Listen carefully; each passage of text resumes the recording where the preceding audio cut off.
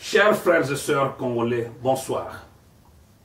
En cette soirée du 31 décembre 2017, la République démocratique du Congo vient de traverser l'un des moments les plus sombres de l'histoire depuis son accession à l'indépendance le 30 juin 1960.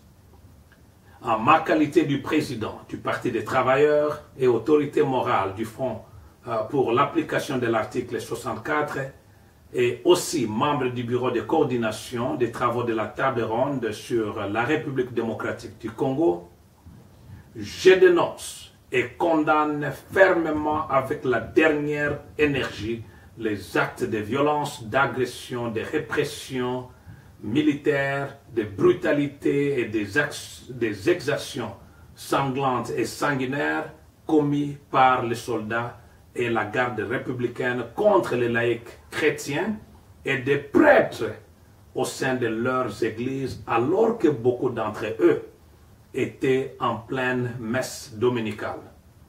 Ensemble avec le peuple congolais, nous condamnons et dénonçons des crimes contre l'humanité commis en ce jour et nous demandons à la communauté internationale, dont l'ONU, l'Union européenne, l'Union africaine, les défenseurs des droits de l'homme, ainsi qu'au Vatican, de prendre acte de ce qui s'est passé aujourd'hui en RDC et de pouvoir immédiatement prendre des mesures nécessaires pour mettre fin à cet état de choses.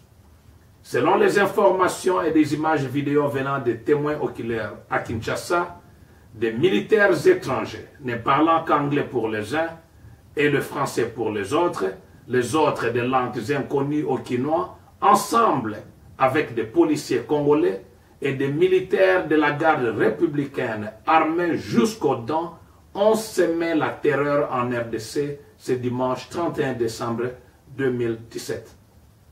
Contrairement à la version officielle des faits relayée sur les chaînes de la télévision nationale congolaise, les vidéos montrent clairement que de nombreux paroissiens ont été attaqués en pleine messe et d'autres brutalisés pendant qu'ils étaient calmement assis dehors.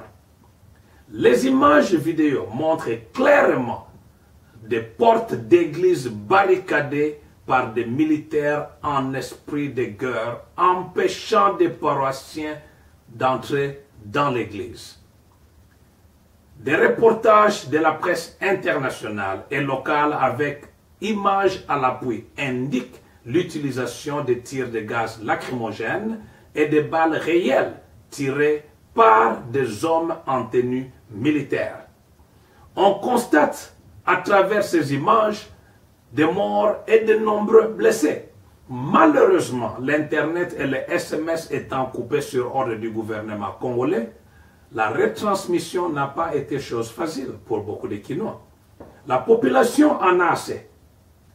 C'est pour cette raison d'ailleurs que le bureau de coordination de la table ronde est en train de finaliser les détails de ces assises qui auront l'appui technique de la communauté internationale avec la participation de la classe politique congolaise ainsi que la société civile.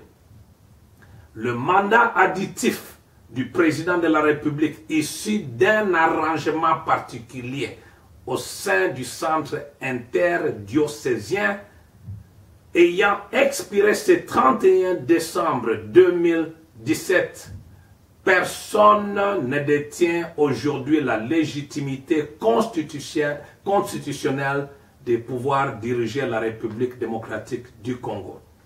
C'est pourquoi cette table ronde va résoudre cette situation en mettant sur place une transition négociée qui sera dirigée par de nouvelles personnes neutres qui vont faire sortir le pays de la crise de la légitimité et qui devront assurer une bonne gouvernance, restaurer l'ordre et la paix et enfin organiser des élections réellement crédibles.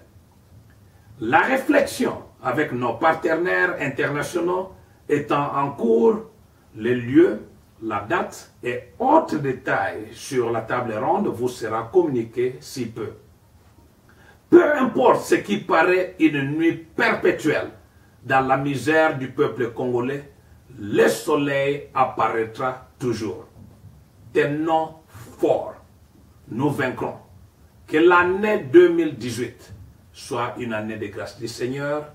Que Dieu vous bénisse. Je vous remercie.